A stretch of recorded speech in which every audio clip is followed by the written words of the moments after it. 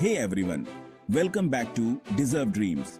आज हम बात कर रहे हैं एक ऐसे सवाल की जो हर 10th के बाद वाले स्टूडेंट के मन में होता है। आगे क्या? 10वीं के बाद सही रास्ता चुनना बहुत जरूरी है, क्योंकि यही आपके फ्यूचर करियर की नींव रखता है। तो चलिए शुरू करते हैं। 10वीं के बाद पहला कदम होता है अपना स्ट्रीम चुनना, साइंस, कॉमर्स या आर्ट्स, ह्यूमैनिटीज।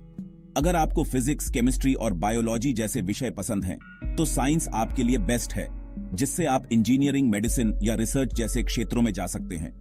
अगर आपको नंबर्स में मजा आता है, तो कॉमर्स आपका फील्ड हो सकता है, जिससे फाइनेंस, मैनेजमेंट और कॉमर्स में करियर के रास्ते खुलते हैं। अब अगर आपके अंदर क्रिएटिव स्पार्क है और आपको इतिहास, राजनीति विज्ञान या साहित्य जैसे विषयों में रुचि है, तो आर्ट्स, ह्यूमैनिटीज आपके लिए बिल्कुल सही रहेगा। भीड़ चाल में न चले, ऐसा स्ट्रीम चुने जो आपकी रुचि और क्षमता के हिसाब से हो। साइंस में अक्सर कड़ी मेहनत और पढ़ाई करनी पड़ती है, जो कुछ लोगों को मुश्किल लग सकता है। कॉमर्स में करियर के बहुत सारे ऑप्शन हैं, लेकिन कंपटीशन भी बहुत ज्यादा है। अच्छी तरह से रिसर्च करें, अलग अलग क्षेत्रों के प्रोफेशनल्स से बात करें, और सबसे जरूरी है, अपने मन की सुने। और हां, वोकेशनल कोर्सेज को मत भूलना। ये कोर्सेज किसी खास काम या प्रोफेशन में खास ट्रेनिंग देते हैं। कंप्यूटर प्रोग्रामिंग से लेकर हॉस्पिटैलिटी मैनेजमेंट तक आपके पास चुनने के लिए बहुत सारे ऑप्शन हैं। वोकेशनल कोर्सेज में अक्सर प्रैक्टिकल एक्सपीरियंस, इंटर्नशिप और अप्रेंटिसशिप मिलती है, जिससे आपको अपने चुने हुए क्षेत्र में अच्छी शुरुआत मिलती है। कोर्स के करिकुलम, टीचर्स, इंडस्ट्री कनेक्शन और प्लेसमेंट के मौकों के बारे में अच्छी तरह से पता कर लें। याद रखें, वोकेशनल कोर्सेज से आपका करियर जल्दी शुरू हो सकता है, लेकिन हो सकता है कि आपको उतनी थियोरेटिकल नॉलेज न मिले जितनी कि ट्रेडिशनल एकेडमिक स्ट्रीम से मिलती है। चलिए अब बात करते हैं उन सभी जरूरी एंट्रेंस एग्जाम्स की। आपके चुने हुए स्ट्रीम और करियर के हिसाब से आपको NEET मेडिकल के लिए, JEE इंजीनियरिंग के लिए, CUET यूनिवर्सिटी एडमिशन के लिए और भी कई एंट्रेंस एग्जाम्स देने पड़ सकते हैं। हर एग्जाम के लिए अलग अलग एलिजिबिलिटी क्राइटेरिया, सिलेबस और एग्जाम पैटर्न होता है, इसलिए अपनी तैयारी जल्दी शुरू करना बहुत जरूरी है। जरूरत हो तो अपने टीचर्स, मेंटोर्स या कोचिंग सेंटर्स से गाइडेंस लें। याद रखें, एंट्रेंस एग्जाम्स जरूरी तो हैं, लेकिन ये आपकी काबिलियत को परिभाषित नहीं करते हैं।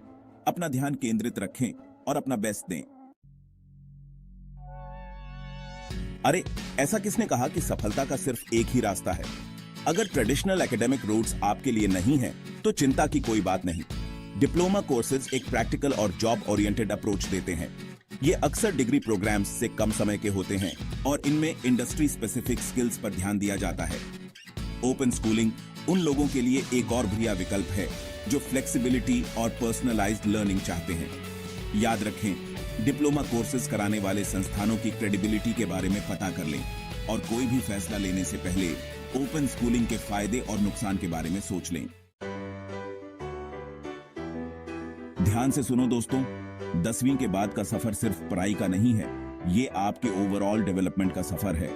एक्स्ट्रा करिकुलर एक्टिविटीज में शामिल होना बहुत जरूरी है, चाहे वो खेल हो, संगीत हो, नृत्य हो, वाद विवाद हो या वॉलंटियरिंग हो।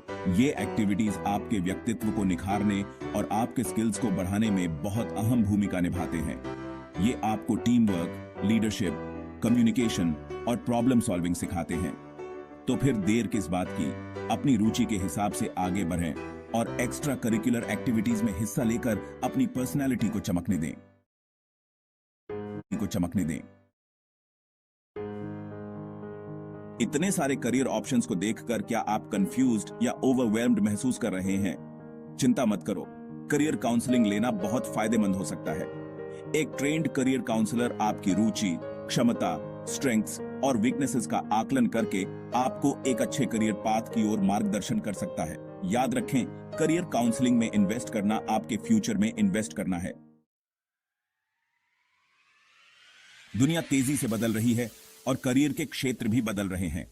आगे बढ़ने के लिए जरूरी है कि आप data science, artificial intelligence, machine learning और साइबर सिक्योरिटी जैसे इमर्जिंग फील्ड्स पर नजर रखें। इन क्षेत्रों में ग्रोथ के बहुत सारे मौके हैं और ये अलग अलग इंडस्ट्रीज के फ्यूचर को आकार दे रहे हैं। एक सक्सेसफुल और फ्यूचर प्रूफ करियर के लिए लाइफ लॉन्ग लर्निंग अपनाना और बदलती हुई टेक्नोलॉजीज के साथ अडेप्ट करना बहुत जरूरी है। आज के कंपेटिटिव जॉब मार्केट में सिर्फ टेक्निकल स्किल्स का होना ही काफी नहीं है।